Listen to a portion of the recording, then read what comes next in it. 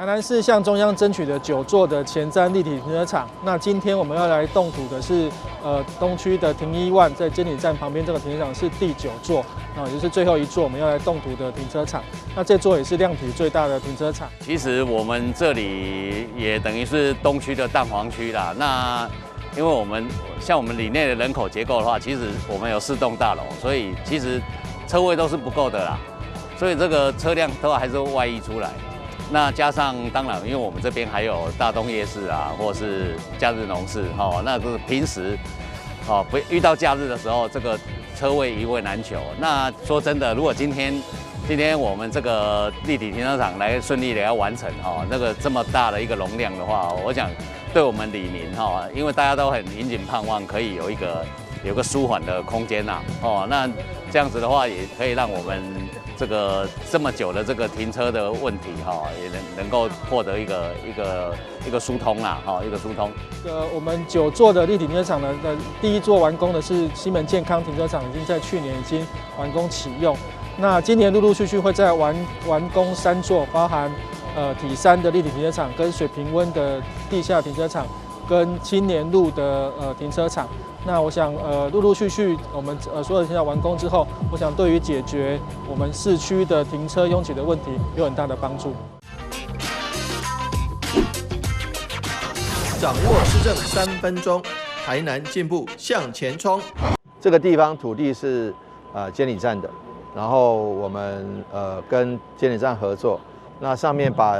这个立体停车场争取中央的经费跟地方的配合款，总共有将近11亿，是近来最大费用的最大的这个停车场。那总共地上7层，地下1层。那这样的总共可以提供545席的汽车停车位，有856席的机车停车位，那可以让东区的民众停车起来变成很方便但是而且不仅是如此，我们也把台南市的东区的图书馆可以迁移到这边来，那还有许多设施都是值得大家去来使用的。我相信在这个黄金地段、精华地段、蛋黄区来新建一个民众所需要的一个公共设施，我们觉得其实是非常好的。所以不管图书馆、不管停车场，都是在这个地区能够提供都市机能服务这个周边以及来往的民众一个很重要的一个点。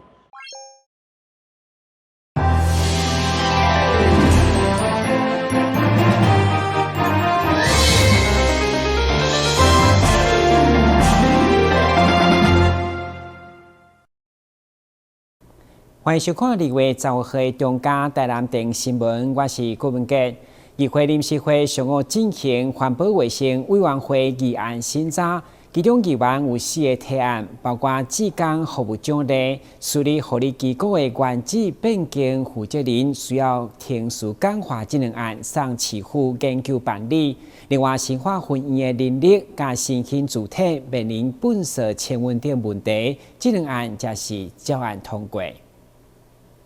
台南市议会环保卫生委员会上午伫召集人由英伫主持举行议员提案的审查。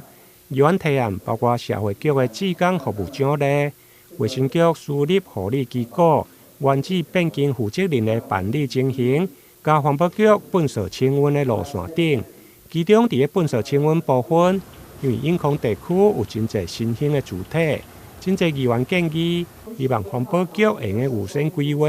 调整迁运的路线，解决新增加的本色收运的问题。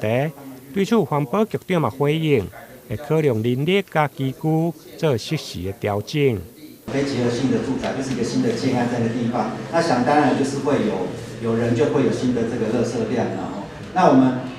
环保局这边，我们大概多久会调整一下路线？如果说我们可以知道说这个地方即将会有大量的人口入住的话，那我们是不是在那个路线上面，或者是说我们的那个点的设置上面，可以就预先做调整，而不是等到说一定啦就这样，本身就这样才能做调整这样子。咱的量一直加来，咱的本色车永康的，尤其永康的啦老旧一直在淘汰，新的补不到服务的啦所以咧，甲你拜托，就是讲永康伊特别一定爱加挂，一定爱搁加到定时一个啦。一些车辆机具的部分真的要补充，因为其实人力已经相当的紧绷的情况下，如果机具又没有办法有正常的发挥的话，其实都会耽误到后面的工作。说这个部分再拜托，我想也不止永康啦。机具的问题说实在，这个机具跟人力的短缺，确实是台南市非常大的问题啦。我们跟其他5都比起来，相对来讲真的是差距很大而且机具呢，如果我去中央要补助的话，他之前都是要求我淘汰才能补助啦。那这个对我们的当然，它那个是因为计划性的，是为了减少空气污染争取的经费。那未来如果是属于资源回收这一块，我们是期望说不要淘汰还可以运作的就继续运作，我的机具才会够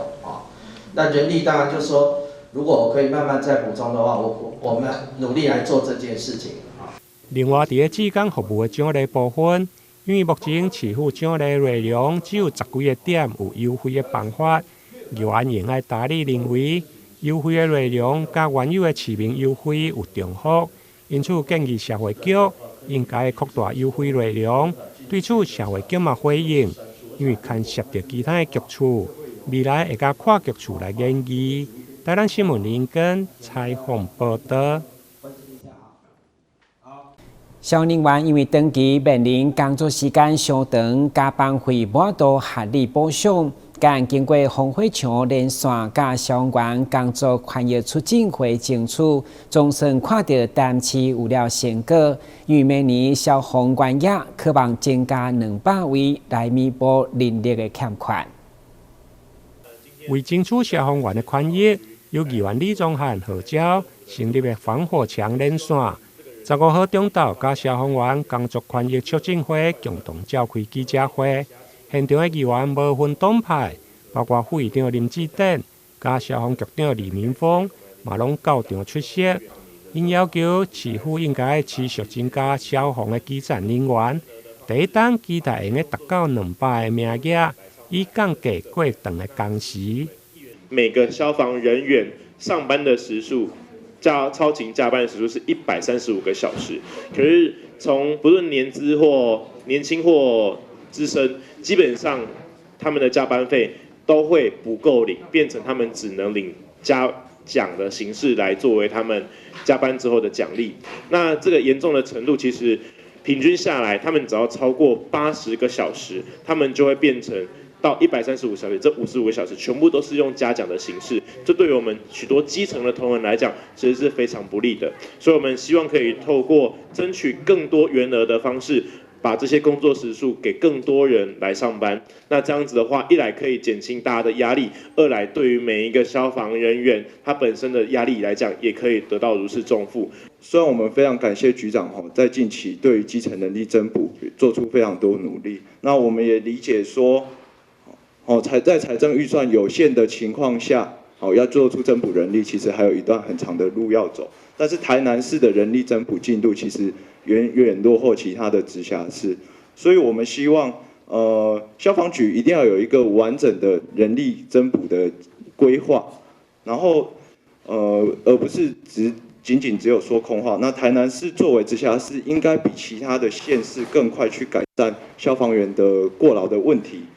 不要让城市的第一道安全的防线因此而松懈。对此，市府消防局长嘛回应，原则上明年已经新编增加200位的预算名额，未来会来每年增加。刚刚主席提到的200位的这个预算目标，我会积极来跟市长争取我们的预算原额提出来之后，不是马上，不是像咱普通的。请人来讲，你谁来应征我就是，因为学校的产出跟他的那个什么，他的特考要及格，他分发给我们的这个都要2年后才能到位的所以当然预算原额我会尽力来这个争取。那后面呢，我会持续就是接续的预算原额一年一直在把它增加。依照司法院大法官的解说。各机关应该予轮班制公务员健康的工时，而且消防署嘛依照这个规定，外勤的消防员10档要达到青衣小二的规划。以目前市府消防局的估算，大约还有477位的人力缺口，未来嘛将持续来增编。台南新闻林根采访报道。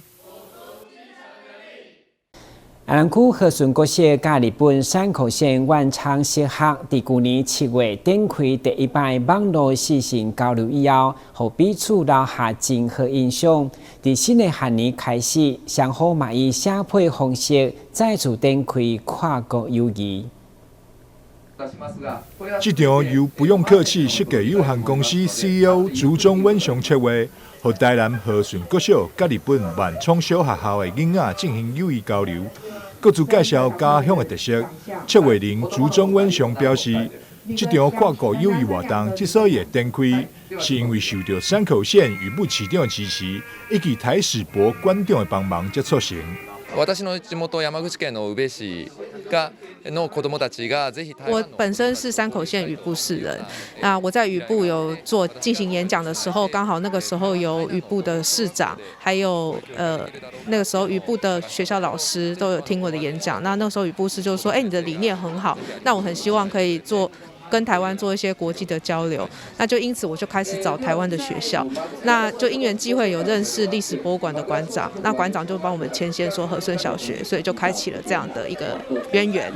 两校在去年7月展开首次交流，当时的主题是双方学生共同创作书法赖贴图，成功创作话题。这次是第2次交流，和小朋友透过书信往来，更加了解互相彼此。这是我们第2次跟山口县万昌国小的交流。那上一次是透过视讯交流，那进行书法赖的贴图创作。那我们希望做深度的交流，所以有了这第2次。他们从赖贴图到现在笔友，然后写信回来其实这个笔友我们已经经过了半年，我们才收到。可是孩子们现在看到他们很新鲜的表情，就觉得我可以弥补自己小时候的遗憾。对，我觉得这是一个很棒的机会也谢谢上天赐给我们班这样子天下掉下来的礼物。为表达对着这段友情的重视，和顺的小朋友也透过谷歌翻译，将心中想要讲的话翻译成日语，写入去书信当中。阿妈，我的家。暑假的时候，然后我们就是来这边，就是跟他们视讯，然后有做那个书法的那个赖的贴图，然后我觉得很有趣这样子。很惊讶，就是然后这一次是跟他们写信来交流，我又觉得。就是很新鲜的体验。我想跟他们交流的是说，就是跟他们讲说我们台湾的有哪里的特色，然后也想知道他们日本的特色是哪里。下次去日本的时候可以去看看。除了写批，和顺国小学生也拍摄影片，介绍校园风光以及学校的教学特色，让日本的小朋友在毕业进程对到台湾校园会当有更加侪认识。台南新闻张硕维采访报道。新学期新气象，新台新增加一个假，叫做心理调适假。一旦学生有需要疏解压力，或是心理无爽快，唔免特定的条件，得当请假。一学期上最当请到5天。另外，学校嘛同步提升伫历史校园的心理咨询辅导量，同时新增加了夜间咨询。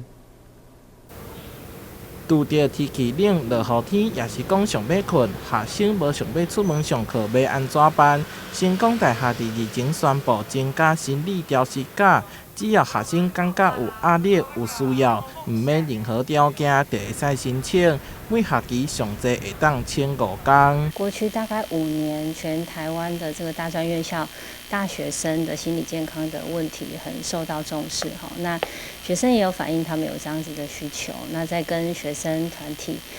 代表啦讨论过很多次之后，那也询问了相关学校里面老师实务上面的经验哈，所以我们就决定来推动这个心理调适假。虽然是无条件，也毋过重点是后续的辅导机制。只要学生请假累积2天，学校就会请老师关怀，且连续3天需要病医的证明，对此学生有无同的看法？我觉得这对学长来说其实有很大的帮助，因为感觉很多时候考试的时候压力其实对我们来说蛮大的，尤其是期末的时候，所以我觉得是一些听力考试，在一些当你遇到考试挫折或是成绩上遇到问题的时候都很有用。就有时候这心理压力蛮大的时候，然后要去上课的话，这样就学习成果也很不好。然后就觉得有这个假，就可以在不管是宿舍还是在家里休息，调试一下自己心理，隔天再去上课，这样也比较好。我就是比较理性的看法，就是可能我请的会课程反而会落后，所以我不会选择去特别请那个假。那当然，可能有一些同学可能就会开玩笑说啊，有心理假以后，我1学期就可以放假5天这样子。但我们当然还是不希望看到这样子的情形发生啊。学校会愿意给一个假别让同学去调试自己的身心。那它实际带来的疗效可能反而没有那么大，就是说有真正需要心理问题比较严重的同学，他可能还是需要去透过一些咨商啊，跟帮助的医师来帮助的手段这样子。除了有假会使请，成功大学嘛有专门的心理咨商服务。校长沈梦如伫2月就任了后，就提升校园心理咨商辅导量能，除了增加聘用兼任心理师，也推动咨商空间布点各校区，更增加按时的时间，让学生随时会当利用这项辅导机制。台南新闻杨顺怀采访报道。第届福卡马戏艺术节将伫228连假伫台南水高社登场，今以马戏汤仔村作为主题，打造8大特色区域，教授来自法国、澳洲、日本等8个国家的马戏艺术家，将造予民众完全无同的效果。热烈的马戏表演为将要登场的马戏艺术节来暖身。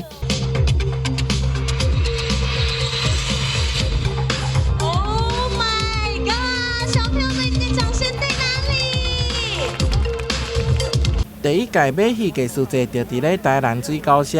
将这变成马戏汤仔村，打造8大特色展区，当中有巨大的马戏棚，更集结来自法国、欧洲、南韩、日本、香港、柬埔寨、马来西亚等8国家的艺术家。来到这一块地水交社，我们就很像来到国外的那样的一个感觉，所以我们才会把首届的这样一个感觉，把它放在台南这个地方。为2月22号开始，连续7天，10组团队砸来超过150场的演出。除了有马戏棚的表演，伫棚外还佫有市集派对，互大家不止欣赏奇幻演出，更要造互大家快乐。包括街头艺人，还有包括户外跟棚内的表演，这都是在过去台湾所没有的。也欢迎大家来到一个文化之都，也是我们马戏艺术元年能够在台南。去年马戏艺术节庆营运，伫短短2天就吸引将近5万人参与。今年台南市政府文化局甲福卡福尔摩沙马戏团将活动搁升级，以2档1摆的形式举办，让台南市成为第1个有马戏的城市。台南新闻杨顺怀采访报道。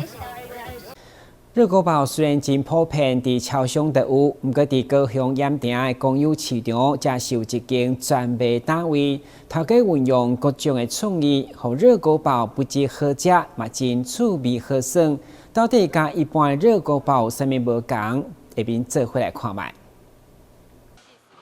来到盐城第一公有市场，在入口处有个充满美式街头风情的摊位，老板阿奇正在熟练的制作热狗堡。原本摊位是开在年轻人聚集的新崛江，是什么原因让阿奇来到盐一市场呢？其实，在那个盐一市场，他们在改建之前，其实我就有来参加过这边的活动，蛮喜欢这边的氛围，对，然后喜欢这边的一种感觉，所以我就觉得说，那我就想要来这边卖热狗堡这样子。基本上美式料理我都喜欢，对，然后就是。比起汉堡的话，我会觉得说热狗堡我会比较有兴趣，对，因为我会想要把热狗堡看可不可以加一些有趣的元素进去，然后来让大家来吃看看，这样我会觉得这是一件很好玩的事情。面包、热狗和酱料是组成热狗堡的基本要素，要怎么在这个基础上玩出新花样，就是阿奇努力追求的目标。其中有一样从名称就很有效果的品项。不仅很吸睛，就算吃的时候有点不知道怎么下口，也会很想挑战它。就是我很想要，就是多做一些不同的尝试，一些有趣的元素加到热狗里面，然后让大家知道说，其实热狗原来也可以这样子做，而不是我们传统印象中的那种大汉堡。对，然后这是我们这间店最大的特色，就是说我们会一直把有趣的元素融入进去，对，而不单单只是一个可能就是一个热狗堡这样子。对，